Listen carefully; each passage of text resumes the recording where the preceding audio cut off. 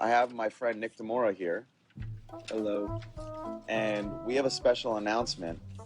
Tom is back, our production manager. And, this is Justin Bieber. What's up, everybody? I'm Justin. And as soon as he got there, Justin and I just completely cornered him. They said, you're not leaving this house until you agree to do this show. And Justin, we have a special announcement about the Believe Tour. What is it? Well, I think someone's just joining on officially to come and help us creatively direct it. No, really? Yeah, it's creatively directed. No, who did? Who did? Why don't you sit down over Maybe there? it's John Chu. Oh, Jonathan maybe it's M. Chu. John M. Chu. What's up, everybody? And then Justin was like, so are you in or are you not? I said, well, I don't know. Yeah, I got to figure out my schedule. I got to see your guys' schedule. He's like, John, you're not leaving this until you say you're in. John has a problem saying no to Justin. And if that doesn't work, I kind of come up and, a little rib shot. And so they took these paper plates because they're eating lunch, and they're like, we're making you a contract right now. It's something my dad used to do when I was a kid, when I made a promise. Dr. Braun right here, the man. They're writing like, I will direct the Justin Bieber concert. Paper plate contracts. Right? I wrote, John's commitment to direct our tour. But of course, they're so convincing, what was I supposed to do? So I said, I'll only sign this if you guys sign one too. He said, I'm going to spend money to make sure that it's the greatest show on the planet. He made me sign that. We're gonna make the greatest show on the planet for everyone out there, and we're gonna make history. This is what we promised. This is what we're here to do. All right, Sign here it. we go. Sign it. And Paper plate contract. And about an hour later, I got a call, because it was on the internet and went viral, and I got a call from my lawyer, actually. His agent and lawyer wanted to kill us. And she said, I just threw up in my paper plate. Ever since then, we went on this ride to create this experience.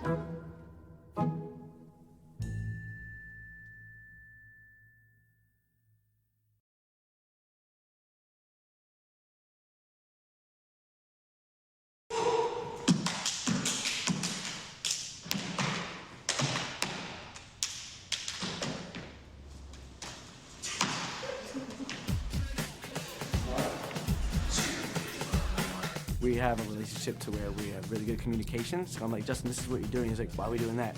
How come we're doing this? Well, who's doing this? I don't want to do that. I want to do this. He has an opinion.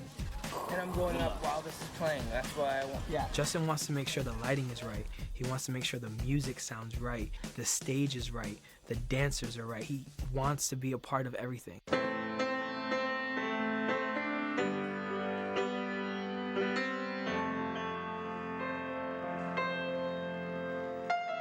I went to his house one day, right? He played me like 30 ideas that he did. Like, just sitting in his house and his laptop playing me all these ideas. Listen to this.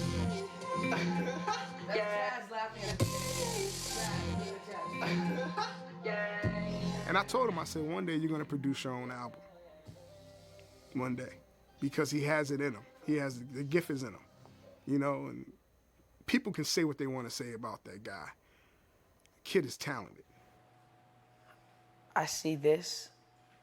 This is what's so crazy is that this is just the previews of an amazing movie that's about to happen. About what? What do you see your future movie being about? I'm talking about this is just. I'm so happy to know that this is the beginning. He hasn't got to his thriller. I haven't got, bro. This is like Jackson 5. Like I released Baby, I released Beauty and the Beat, I released. Then you heard As Long as You Love Me. You were like, okay, who is this kid, and where is he going? when I first heard As Long as You Love Me, we were at Rodney Jerkins' studio. Immediately, it's like when it drops into the chorus. And Justin's like, you know, we're all bumping around the room. And it's like immediately, you just know. Yeah. Oh, listen to that. It was 140 BPMs and it was real fast. And it was really like that. But sometimes you get inspired and you hear it differently. And I felt like it needed to lean a little bit dubstep. It needed to be halftime to create more emotion. Just take my hand. One more time. And he just wanted to get in that booth. And he actually was a little under the weather when he recorded that. Just take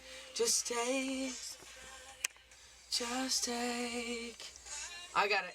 Just take my hand. Just take. Just take my hand. Most of the time, stuff like that happens, I'll stop the session. And I'll be like, let's do it another time. You don't feel 100%. But he was in his zone, man. You can't stop a zone. I'll be a soldier, fighting every second of the day for your dreams, girl. Listen. That day? Yeah. Play that day real quick. It's crazy. Oh my God, if Ricardo with that day. Fighting every second of the day for your dreams, girl. I get excited. Play that one more time. Oh my God. Fighting every second of the day for your dreams, girl. God, you can't make that right there. That's you. That's crazy. It's little inflections, little runs that he does in his voice. 7 billion people in this world trying to fit in. It's like, it's how he releases things. It's how he stays on certain notes. I mean, a lot of people can sing that, but they'd probably sing it, we're under pressure. 7 million people in the world trying to fit in. It's like, there's nothing special about that, but he has a certain attack. He has a certain inflection that's really special that only he can do. In all false, Okay. You know what I mean? During this album, Justin turned 18. So one of the things I was concerned about was the falsetto part. When he goes, as long as you la la la la la la la la la la. Like I was like, oh my God. La la la la. Okay. There was a moment there for like 2 months where he literally could not hit a falsetto note. And I used to go, and I can't sing for crap, but Justin could not hit that note, and it used to drive him crazy. I got you. You know, he got in the box, and I was like, all right. As long as you la la la la la la la la la la la la me. He was going for it and going for it. You know, sometimes you're just like, maybe we should just come back and get it another time. Not with him. He's gonna stay there until he gets it.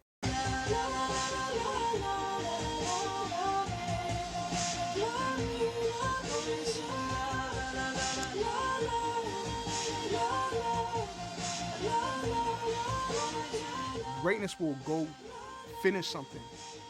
Even when it doesn't feel like you're 100%, you'll give it all you have.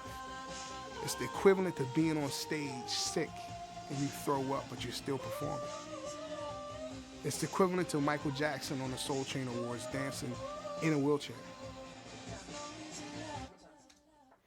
Greatness. You don't stop. You just go. In a world so cold, here's a path that I've chosen. Here's a heart that ain't frozen. You feel the tears from my soul, man. See the pain in these rains, man. Eyes close, shut, window panes, and hold it in like it ain't no thing. And I just want you to know that I want us to be amazing.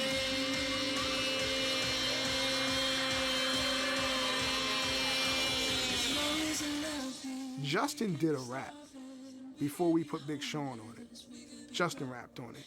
And the crazy thing about that was, he didn't write it. He went in the booth and he freestyled. And it just came out of him. And I was just like, I didn't even know he could do that. They should bring that back. They should put it out again with his rap on it or something. Everyone said, As Long As You Love Me is a risk. That's the record that's either going to go all the way or not go at all. And Justin was very adamant. He was sure it would go all the way. And he was right. As Long As You Love Me was his first radio #1. And just took him to the next level because radio is very 25 and up driven. And to go #1 to that audience showed that he was no longer just some teen act. As long as you love.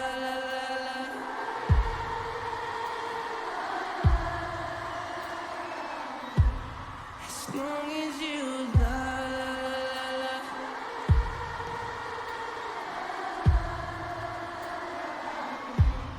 as long as you love,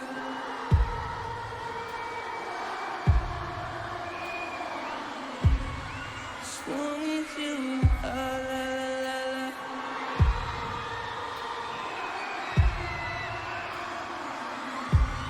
as long as you love me, we could be starving. We are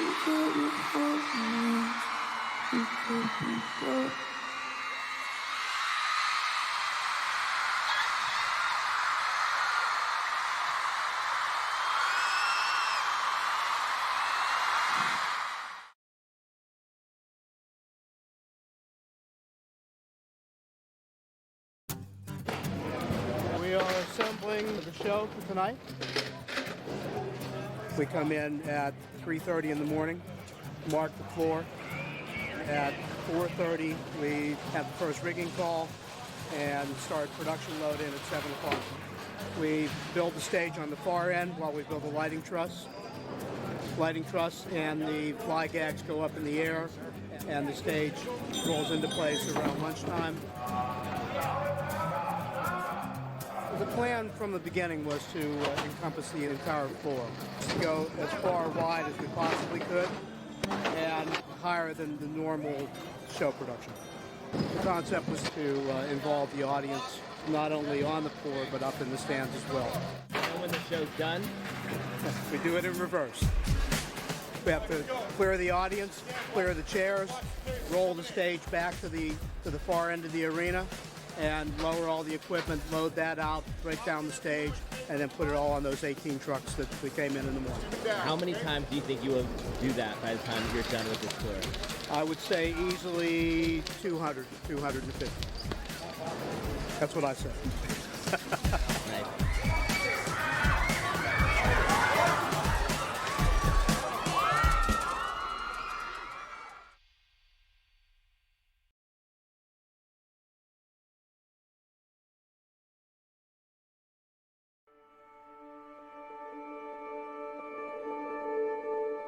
My show now is super elaborate.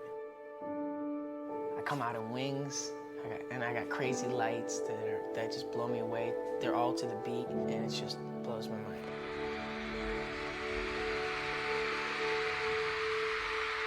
There's about 3,000 lighting cues from the beginning of the show to the end of the show. And we kind of meticulously went through every moment of the show and tried to make sure that every little lighting moment throughout the show would be perfect based on what Justin's doing on stage and what the music kind of asks for, and mood and drama and that sort of thing.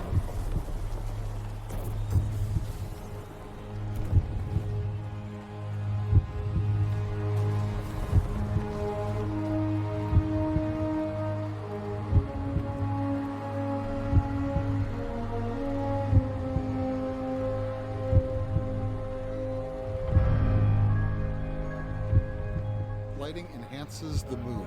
So choosing the right colors, choosing what the lights do at any given moment, it's all meant to enhance what's going on already on stage. It's not just about Justin, it's about him and his team and his dancers and his crew. And Justin is the perfectionist, and he really wants to outdo himself. I'm gonna keep putting out good music. I'm gonna keep believing in myself, because if I don't believe in myself, how can other people believe in me? It's all about positivity.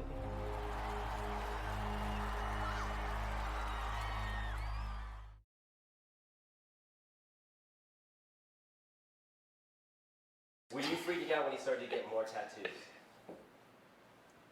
Yes. Be honest, No, man. I'm Be gonna be honest. 100%.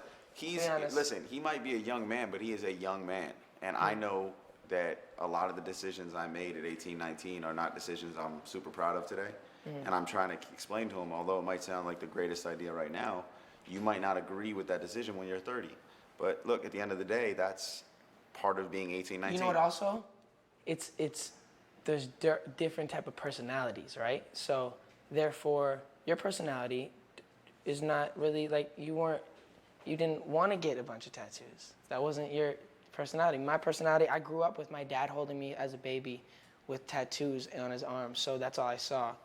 And that I looked up to my dad, so I just always wanted tattoos. We got a family crest that my whole family has. It's hard to tell now because I blended it in.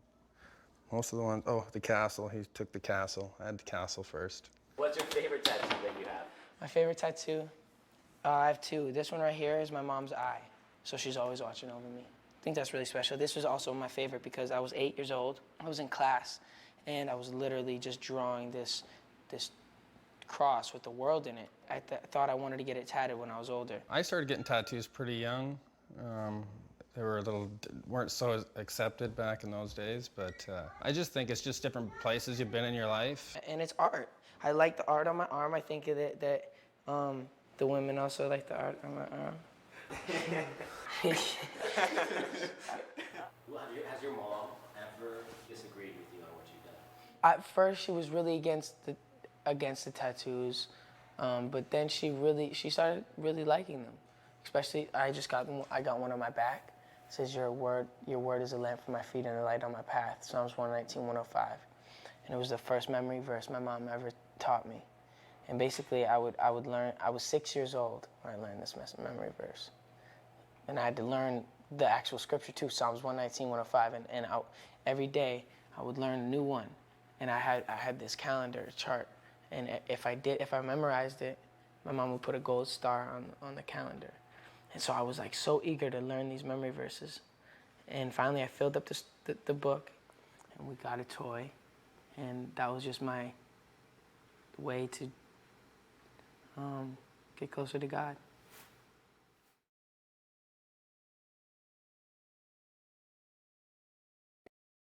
Here we go, 1, 2. Hey, do it to the camera. One more time, ready? I love when we're actually playing together. So fall is a special one for me. Oh my gosh. And this clown is still around on tour. I love you so much, man. I love you so much, man. What do you have to say about Dan Cannon? Oh, Dan Kenner's the nicest guy in the world. I'm fooling everyone. It's not true. Really?